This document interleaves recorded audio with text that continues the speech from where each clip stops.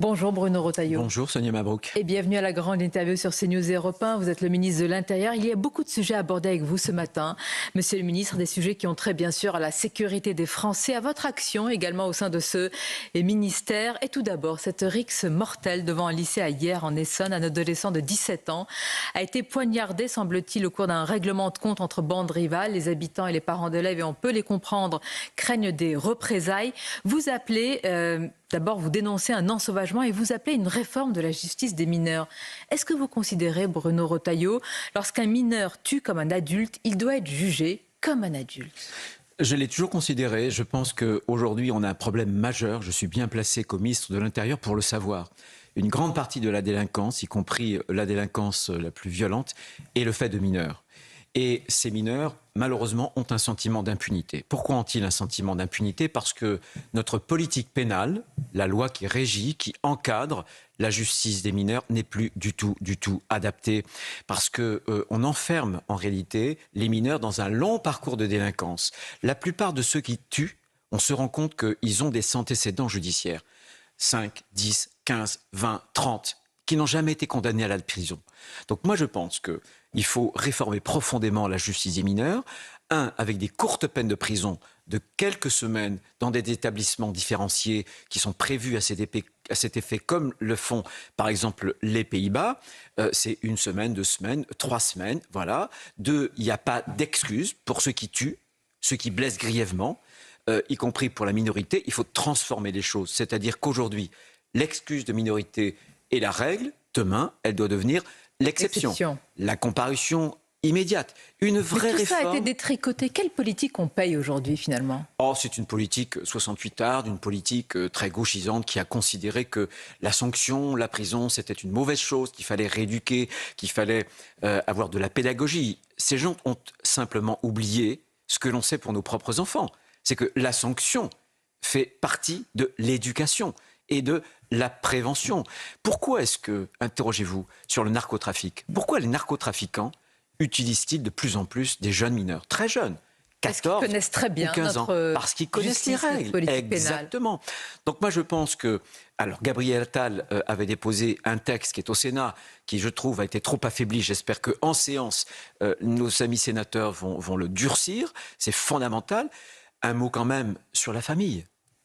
Parce que ces jeunes, de plus en plus jeunes, qui tuent et donc qui sont tués aussi. Il y a un problème familial. Alors il faut agir sur les allocations familiales, puisque les milieux eux-mêmes, ces milieux familiaux sont violents. Je le pense, mais il faut simplement appliquer la loi qui existe déjà.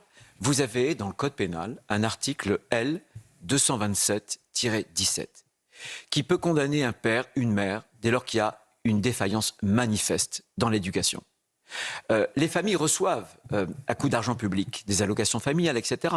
Elles doivent rendre compte. Certaines peuvent être dépassées. Mais quand il y a une insuffisance manifeste d'encadrement du jeune, alors la famille doit être appelée en responsabilité.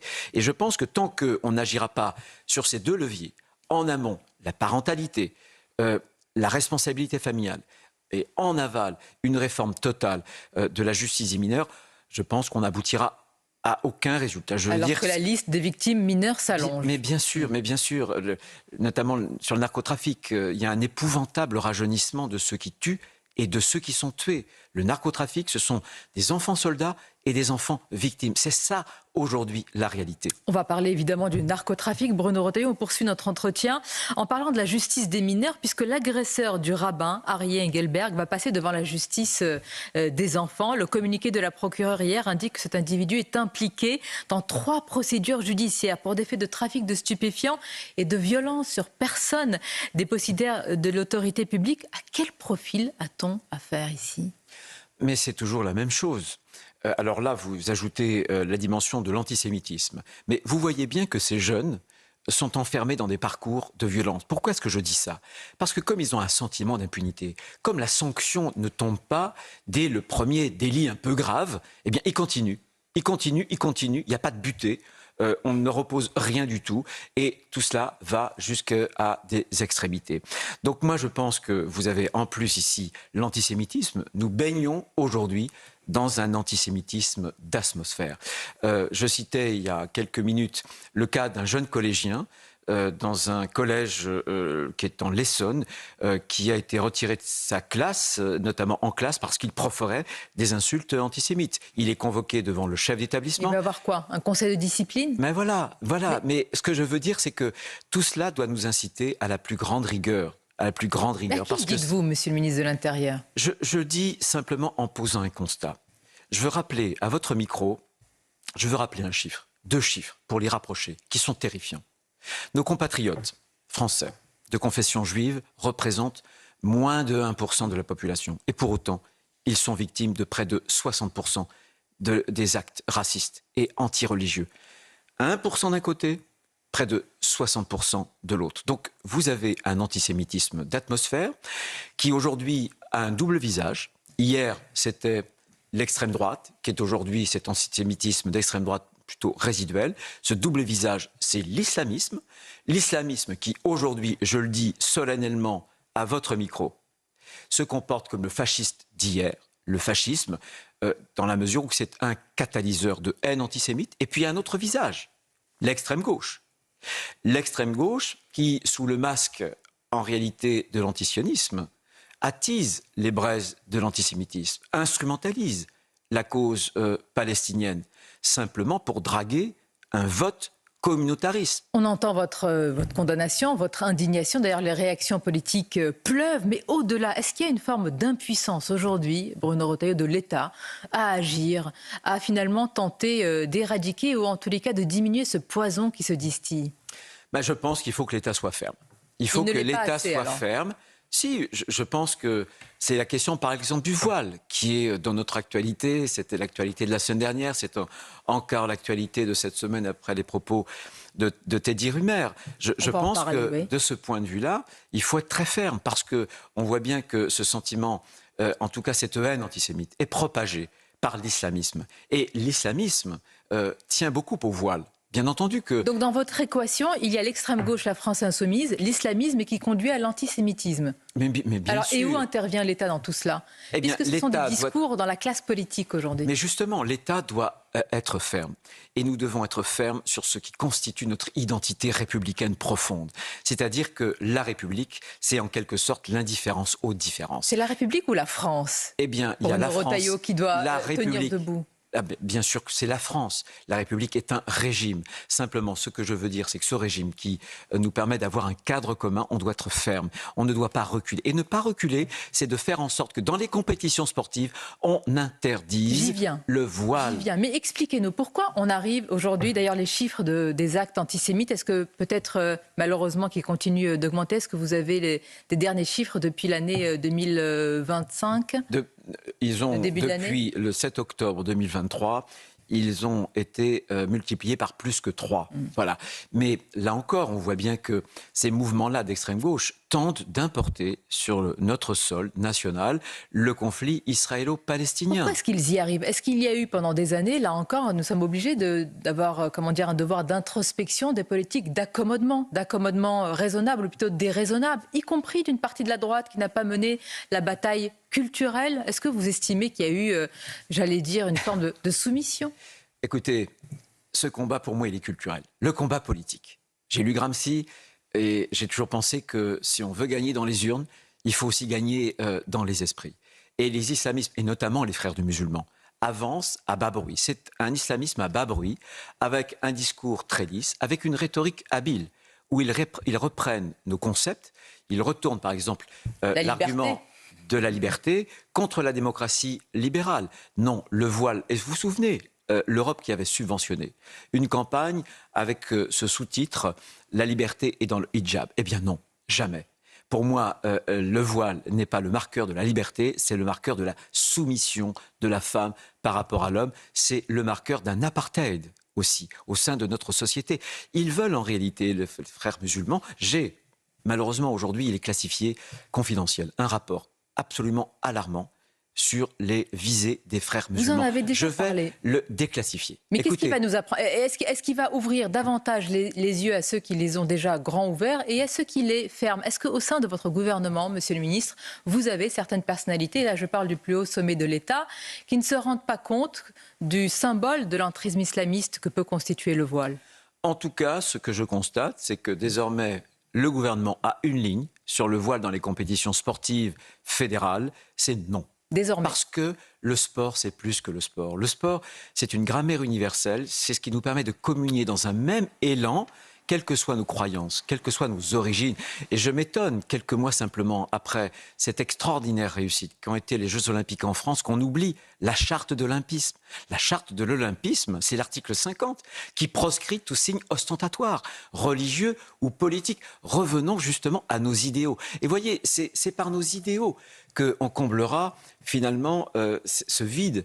Beaucoup, je pense, dans les sociétés occidentales, il y a eu un vide qui a été creusé par un matérialisme. Est-ce que ça suffit, les idéaux, pour rassembler derrière un pays des Français aujourd'hui, de deuxième ou troisième génération, qui se sentent davantage palestiniens, marocains, autres que français? Est-ce que ça suffit, les idéaux? Eh bien, pour moi, oui. Si on leur disait justement que la France est un idéal, si on ne leur apprenait pas que la France, pour être estimable, devait nécessairement être coupable, si on sortait de la vision lacrymale et pénitentielle de notre histoire, peut-être que ces jeunes, on leur relèverait justement, on révélerait un idéal français qui leur permettrait de s'agréger à notre destin commun. On a fait tout l'inverse, en voulant désigner la France comme seule coupable. Pendant 40 ans, on a fait tout l'inverse, et aujourd'hui, on doit rattraper ces 40 années de soumission et de reniement. Et notamment à l'école, et notamment dans le discours public. C'est ce que je porte, moi. C'est cette fierté française. C'est cette fierté française, voilà. Pourquoi est-ce qu'on voit des drapeaux de toutes sortes et qu'il n'y a jamais de drapeau français dans un certain nombre de manifestations? Ça a été le cas. Moi, ça me choque. Samedi. Voilà, contre le racisme, il y a eu des drapeaux palestiniens, il y a eu des slogans anti-police, des slogans anti-France, pas de drapeau français. Quelle France était représentée ce jour-là? Et c'est cette France que je dénonce. Regardez la fameuse affiche de Cyril Hanouna, qui a été certes retirée, mais se sont-ils excusés? Non. L'ont-ils condamné? Ce parti l'a-t-il condamné? Non, mais imaginez, sur les réseaux sociaux, tous ces jeunes qui guettent et qui sont très friands des réseaux sociaux, qui voient passer cette affiche. Vous ne croyez pas que cette affiche a aussi une responsabilité dans cet antisémitisme d'atmosphère, comme je le disais? Je vous pose la question, est-ce que la France insoumise et Jean-Luc Mélenchon est antisémite? Ah, mais je vous ai répondu que derrière cet antisionisme, la France insoumise attise les braises et les relents de l'antisémitisme. Et donc elle va continuer à le faire de manière en toute impunité dans le débat public? Oui, pour des raisons électoralistes. Parce qu'il drague le vote communautarisme. Voilà, communautariste. Et il faut le reconnaître, d'autres que moi l'ont dit, je le redis solennellement, je pense que la France insoumise est un danger aujourd'hui pour la République. Pour vous, c'est le plus grand danger? Pour moi, c'est le plus grand danger, bien sûr. C'est le danger du chaos. Vous vous rendez compte que le groupe parlementaire a déposé à l'Assemblée nationale une proposition de loi pour, tenez-vous bien, abolir le délit d'apologie de terrorisme. Vous voyez que Rima Hassan, par exemple, a refusé, a voté contre la résolution au Parlement européen, qui était une résolution humanitaire, pour libérer Boualem Sansal. Vous vous rendez compte, en indiquant d'ailleurs que Alger, c'était la Mecque des libertés. Il y a une grande fracture, il y a plusieurs fractures dans notre société aujourd'hui, Bruno Retailleau, et ces fractures, ces polémiques, elles s'invitent dans le sport entre grands champions. Vous avez évoqué tout à l'heure Teddy Riner, c'est une polémique et deux visions finalement du sport et de la femme aussi qui s'opposent entre Teddy Riner, évidemment grand champion, judoka, qui affirme que le voile, c'est pas une priorité et que c'est une question de liberté. Et dit-il, ça se passe très bien dans les autres pays. Et puis vous avez un autre champion, ex-champion du monde de boxe, Mayar Monchipour, qui est français, qui est d'origine iranienne, qui dit « Réveillez-vous, Teddy Riner, ne soyez pas les idiots utiles des frères musulmans, réveillez-vous. » Teddy Riner, est-ce que vous lui dites la même chose? Et aussi à ces sportifs et artistes qui parlent de liberté quand on parle du voile? Le voile n'est pas la liberté, et Mayar Monchipour l'a très bien dit, il a parlé du voile comme d'un linceul qu'une idéologie religieuse, donc l'islamisme, souhaite mettre sur les femmes. Et il est, je pense, bien placé. Lui qui vient de l'Iran, il est maintenant français, mais il sait que dans son pays d'origine, dans son pays natal, des femmes meurent pour pouvoir se dévoiler. Alors qu'on vienne dire aujourd'hui que le voile, c'est le symbole de la liberté, non. C'est le symbole... Il ne peut pas l'être dans certains cas? Non, jamais. Vous ne le reconnaissez jamais. Mais derrière chaque voile, vous voyez pour vous, Bruno Retailleau, l'idéologie islamiste? Je vais vous dire très précisément. Évidemment que toutes les femmes qui portent le voile ne sont pas des islamistes. Mais vous ne trouverez pas un seul islamiste qui ne souhaite pas que les femmes portent le voile. Tous les islamistes souhaite que les femmes portent le voile. Donc non, le voile n'est pas le symbole de la liberté, c'est le symbole, le signe de la soumission. Il n'est pas non plus le marqueur de l'égalité. Au contraire, il conteste radicalement l'égalité entre les hommes et les femmes. Il est, là encore, le signe de l'infériorisation du statut de la femme. Et je voudrais simplement, parce que dire à Teddy Riner, moi aussi, il m'a fait vibrer. Et on aime le sportif, franchement, on aime le sportif. Là, je suis en désaccord radical avec lui. Et du reste, je veux simplement rappeler que dans le règlement de la Fédération internationale de judo, il y a un article qui est très très clair et qui dit que les signes, les objets ostentatoires, religieux, etc., sont proscrits avant, pendant, après le combat et pendant la cérémonie protocolaire. Vous dites désormais qu'il y a une seule ligne au gouvernement. D'ailleurs, parce que le texte est sorti du Sénat, que va-t-il se passer? Est-ce qu'il va y avoir, en monnaie sonnante et trébuchante, un soutien du texte à l'Assemblée? Oui, mais il a été soutenu. Vous savez qu'il a été soutenu par le ministre qui est avec moi à l'intérieur, c'est-à-dire François-Noël Buffet. Et donc, ça a été bleui par une note de Matignon. Il y avait une réunion interministérielle. La ligne du gouvernement, c'est l'interdiction du voile dans les manifestations sportives pour préserver comme un sanctuaire le sport. Parce que franchement, le sport, on l'a vu aux Jeux Olympiques, il doit nous permettre de dépasser toutes ces différences. Mais que reste-t-il? Est-ce qu'il reste encore des sanctuaires aujourd'hui? Je pense à l'école, mais l'école hors les murs, comme vous l'appelez. D'ailleurs, vous êtes, je crois, l'un des seuls dans ce gouvernement à être pour l'interdiction du voile pour les accompagnatrices scolaires. Il y a quelques jours, j'ai interrogé la ministre de l'Éducation nationale. Elle a dit « niet, absolument pas ». Ça a toujours été pour moi une position personnelle. C'est un texte que j'avais fait voter d'ailleurs il y a quelques années au Sénat. Il y a une grande loi. Quand vous dites la République recule ou alors qu'on est en train d'être défait, non, il y a une grande réussite de la République. C'est la loi de 2004 qui proscrit le voile à l'école. Combien de coups de canif à cette loi ? Non, je vous assure qu'il y a des statistiques et très franchement, là, on a réussi à prohiber le voile dans l'école. Je considère que cette prohibition, l'interdiction du voile dans l'école, elle doit aussi valoir dans l'école hors les murs. Je considère que les sorties scolaires, c'est le prolongement pédagogique de l'école et que par conséquent, c'est à titre personnel que je le dis, mais que les règles qui s'appliquent dans l'école, dans les murs, devraient s'appliquer à l'école, hors les murs, que sont les sorties scolaires, je pense. Et encore une fois, je l'ai cité, mais pour moi, il m'a beaucoup impressionné ce rapport qu'on m'a donné sur l'islamisme. Croyez-moi, l'islamisme, notamment les frères musulmans, sont en train de s'infiltrer partout où ils le peuvent, dans les associations culturelles, sociales, sportives. Donc le sport, l'école, la politique. La politique, vous verrez. Vous verrez, j'inciterai les préfets. J'inciterai les préfets à être très vigilants, notamment sur les listes municipales. Le travail a commencé et j'espère que dans quelques semaines, il sera déclassifié parce qu'on a un certain nombre de noms, on a des informations qui sont classées vraiment secrètes, très confidentielles. Mais je veux que ce rapport vienne dans le débat public. Je veux que les Français, par ce rapport, se rendent compte du point où on en est, parce que certes, il y a le djihadisme. Un djihadisme violent, le terrorisme. Il y a eu le séparatisme qui prétend faire des petites contre-sociétés au grand jour.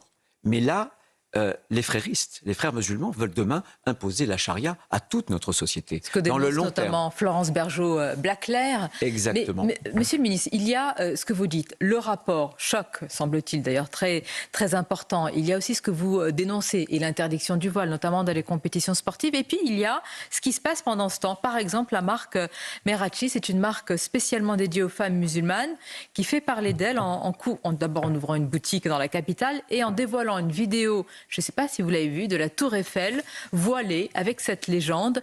On la voit, et je la décris à nos auditeurs d'Europe 1, avec un voile qui couvre la Tour Eiffel. Cette légende, le gouvernement français déteste voir Merachi arriver avec ce voile. Qu'est-ce qu'il représente pour vous à poser ainsi sur la Tour Eiffel ?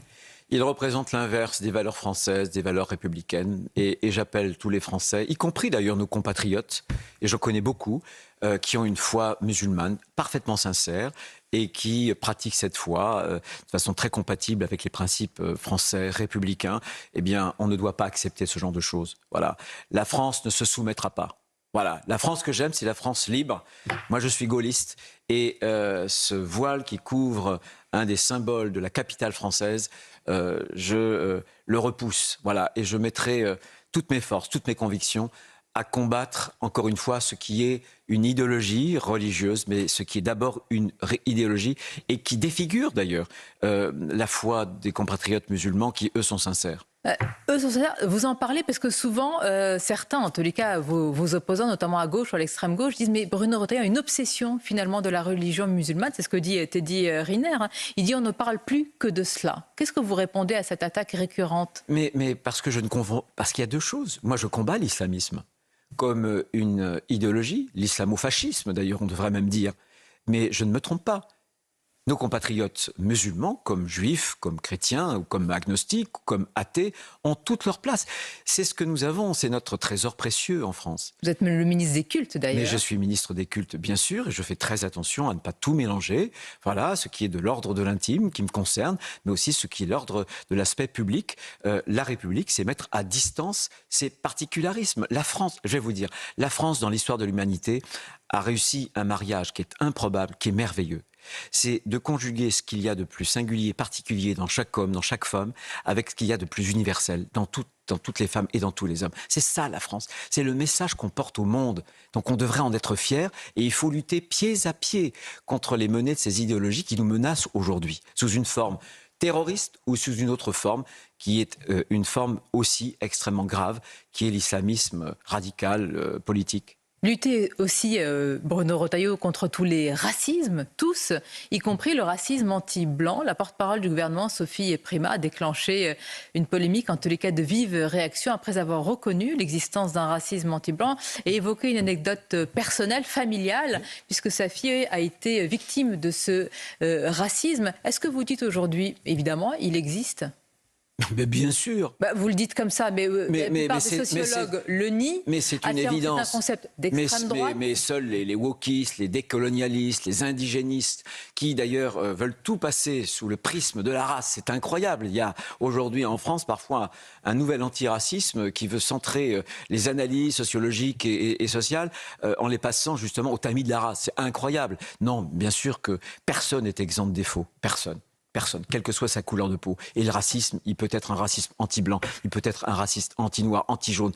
Parce que le mal est partout. Et que malheureusement, je vois bien que dans l'islamisme, il y a quelque chose de prépondérant qui nous attaque aussi en France. On a eu des attaques terroristes et on doit s'en défendre. Mais très franchement, bien sûr que le racisme anti-blanc existe aujourd'hui en France. Ministre de l'Intérieur, vous êtes aussi, Bruno Retailleau, le ministre des Cultes. Pourquoi n'avez-vous pas répondu à l'invitation de la Grande Mosquée de Paris? D'ailleurs, c'est une tradition pour partager l'iftar. Est-ce qu'il faut y voir un lien avec ce qui est en cours et votre position par rapport au régime algérien?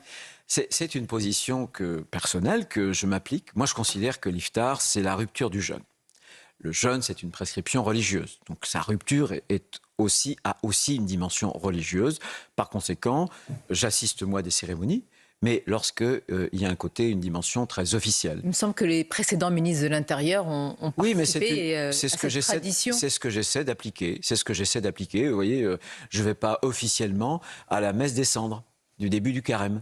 Donc il ne faut pas y voir plutôt quelque chose qui est orienté vers le recteur de la Grande Mosquée de Paris, qui a des liens assez conséquents avec le régime algérien. Il a des liens avec l'Algérie, ça a dû jouer aussi dans votre décision. Mais il y a un tout, et c'est notamment cette dimension religieuse. J'y fais très très attention. Alors c'est quelque chose de personnel, mais à partir du moment où, encore une fois, l'iftar, c'est la rupture du jeûne, que le jeûne est une prescription religieuse, j'ai pensé que je ne devais pas y aller en tant que ministre de l'Intérieur. Le président algérien, Tebboune, a déclaré que son seul point de repère en France, Bruno Retailleau, c'est Emmanuel Macron, sous-entendant clairement que c'est sans vous. Sachant que vous êtes, je le précise, sur CNews Europe 1, la bête noire du régime et de la presse algérienne, qui fait quotidiennement la une sur vous en vous brocardant, caricaturant, critiquant, vous êtes quasiment lynché. Après le président de la République, je dois être la personne la plus célèbre d'Alger. En Algérie. Ouais. Mais alors, est-ce que le président algérien a réussi à fracturer l'exécutif français? Non, il y a une ligne. Oh. Il y a une ligne. Laquelle? La vôtre ou celle du président? Non, c'est la riposte graduée. C'est celle que nous avons imposée avec le Premier ministre lors d'un conseil interministériel. Et je considère que tant que cette ligne n'a pas été désavouée, c'est la ligne de l'exécutif. Dois-je vous rappeler ce qu'a déclaré le président de la République française, qu'il a confiance dans le président algérien? Est-ce que vous reprendriez sa déclaration à votre compte aujourd'hui? Ce sont ses mots, ce ne sont pas mes mots. Est-ce que ce sont les vôtres? Moi, je suis ministre de l'Intérieur. Vous n'allez pas me dire lui c'est lui, moi c'est moi. Vous m'avez dit qu'il y a qu'une seule ligne. Il vous a pas échappé. Moi, je suis rentré au gouvernement. Pourquoi? Parce qu'on a considéré, la droite française a considéré que si on claquait la porte au nez du président de la République, celui-ci n'aurait d'autre choix que de faire accéder la gauche radicale au pouvoir, c'est-à-dire les insoumis. Quand on est à droite, il faut faire barrage à la gauche, et à cette gauche-là, la plus sectaire d'Europe. Bien. Donc il ne vous a pas échappé que ça n'est pas parce que je suis entré au gouvernement que je suis devenu subitement macroniste. Simplement, moi je suis ministre de l'Intérieur, j'ai une obsession. C'est la protection des Français. Je ne veux pas qu'un second Mulhouse se produise en France. Or, Mulhouse, je le rappelle, parce qu'il y a malheureusement une propension à oublier. Mulhouse, c'est un Algérien, un ressortissant algérien, qu'on a présenté à 14 fois aux autorités algériennes, qu'ils ont refusé d'admettre sur leur sol. Les Français n'ont pas oublié. Mais bien sûr, j'espère qu'ils n'ont pas oublié. D'ailleurs, les Français massivement me soutiennent.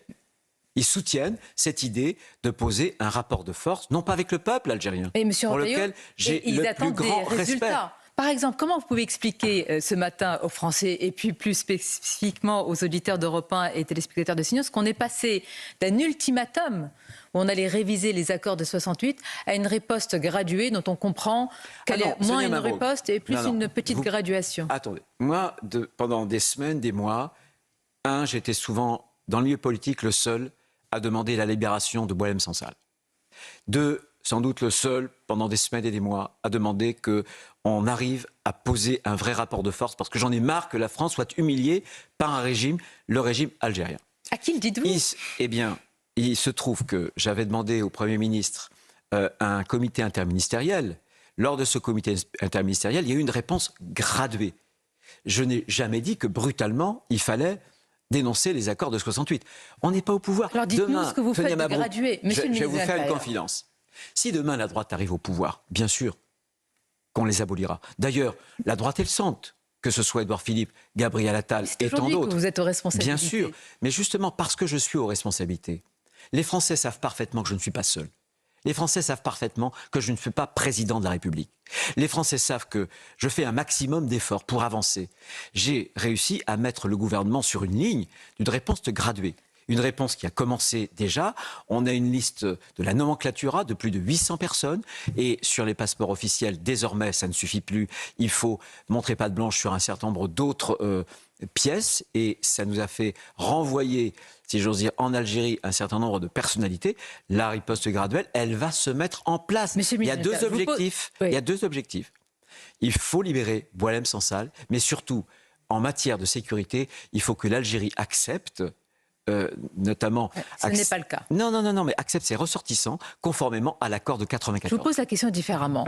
La désescalade qui semble en cours entre le président français et le président algérien, va-t-elle permettre une grâce de Boualem Sansal? Et ce serait une formidable nouvelle, mais la question qui vient après, c'est à quel prix? Est-ce que c'est au prix de la non-rediscussion des accords de 68? Est-ce que c'est au prix de la non-reprise des ressortissants problématiques, voire dangereux, par l'Algérie? Ça pose quand même une question de sécurité des Français. Pour moi, le principe de sécurité est premier. Je souhaite évidemment la libération de Boualem. On lui a reproché d'avoir un avocat juif. On lui a reproché sans doute de trop aimer la France.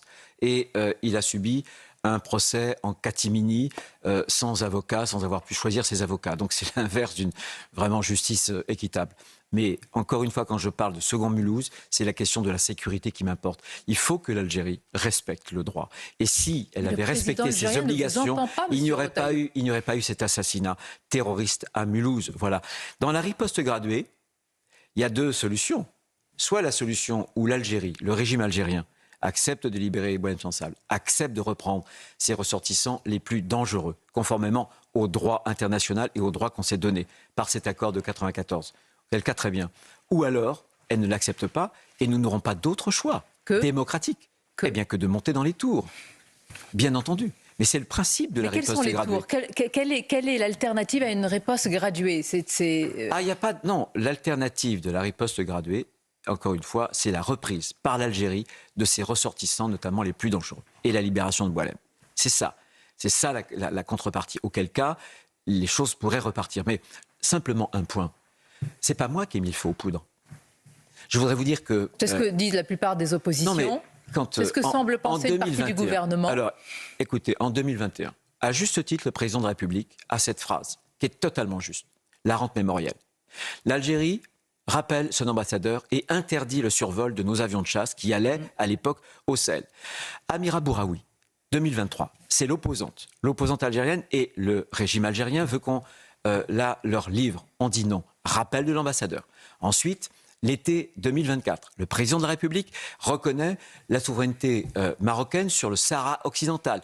À nouveau, crise politique. Et je dois vous confier un point, c'est que pendant les Jeux Olympiques, l'Algérie a quasiment arrêté sa coopération sécuritaire. Aucune coopération avec la France. Ouais. Vous vous rendez compte? Donc, si j'ai donné ces 3 dates, c'est pour essayer de dire aux Français que ce n'est pas un caprice du ministère de l'Intérieur. Encore une fois, pour moi, c'est la sécurité des Français qui m'importe. Mais on voit bien qu'avec ce régime-là, il y a un souci quand même depuis des années. Et je pense, pour ma part, j'ai cette faiblesse peut-être de penser que tant qu'on ne posera pas un rapport de force, eh bien, on n'y arrivera pas. Je pense, et moi j'en ai marre que la France soit humiliée et soit offensée. On vous a entendu. La loi contre le narcotrafic que vous portez avec Gérald Darmanin entre dans sa dernière ligne droite. Alors même si le vote a été reporté et repoussé, quand même, la plupart des mesures, pour certaines, elles ont été rehaussées. À quoi va ressembler le texte à la sortie lors du vote? Et sur ce sujet-là, alors que sur certains, on vous demande des résultats, est-ce que sur ce sujet-là, vous pensez que c'est une victoire aujourd'hui? Écoutez, ce sera une grande victoire, pas pour moi, mais pour la France, parce que le narcotrafic est en train de nous submerger avec de plus en plus de morts. Vous vous rendez compte, 110 morts l'an dernier, 274 morts, c'est les morts depuis 15 ans pour le terrorisme. C'est ce qui menace aujourd'hui la France à travers la corruption. On va avoir un texte qui va être un texte fondateur, un texte de combat. Ce texte-là, il est issu d'une de mes initiatives quand j'étais au Sénat, puisque j'avais lancé une commission d'enquête. Elle a été transformée en une proposition de loi qui a été votée à l'unanimité au Sénat. J'ai été d'ailleurs estomaqué de voir que les Insoumis, encore eux, essayaient article après article, méticuleusement, de neutraliser ce texte. Ce sera une grande victoire, tout comme j'espère qu'il y aura une autre grande victoire au niveau européen avec la directive retour, qui pour la première fois depuis des années et des années, elle nous empêche d'éloigner un certain nombre d'étrangers en situation irrégulière. Et pour la première fois, eh bien, la Commission a bougé, et c'est un travail que je fais depuis des mois et des mois. Et j'aurai d'autres résultats que je présenterai dans quelques jours. Dernière question pour conclure, c'est 100 jours. Le cap a été franchi pour François Bayrou, 100 jours d'action ou d'inaction ou d'immobilisme, disent les oppositions. Laurent Wauquiez, avec lequel vous êtes engagé dans une course à la présidence LR, dit que lui ne doit rien, ni à François Bayrou, ni à Emmanuel Macron. Pour conclure, est-ce que vous pouvez en dire autant, Monsieur le Ministre? Moi, je ne dois rien aux uns et aux autres, sauf aux miens. Je suis habité par un sentiment de gratitude. Vous savez, les hommes et les femmes politiques disent qu'ils se sont toujours fait tout seuls. Moi, je ne me suis pas fait tout seul. Ce sont les autres qui m'ont fait. Ma famille, les Vendéens, ma famille aussi politique. Et on ne se fait pas tout seul, on se fait avec les autres. Ce sont les autres qui nous font. Je suis issu d'une lignée. J'ai eu un grand-père qui a eu une balle allemande qui lui a traversé la gorge en 1914, etc. Et c'est ce sentiment d'avoir quelque chose à rendre à ceux qui m'ont beaucoup donné, qui m'habitent et qui est le ressort principal de mon action politique. Donc voilà ce que je suis. À la famille élargie et à la France. C'est la dette, voilà, exactement, à la France. Et je suis habité depuis très longtemps par ce sentiment de gratitude, de reconnaissance, d'endettement. Je le reconnais humblement d'ailleurs. Merci Bruno Retailleau. Merci, c'était votre grande interview. Je vous souhaite une bonne journée. Je vous dis à bientôt.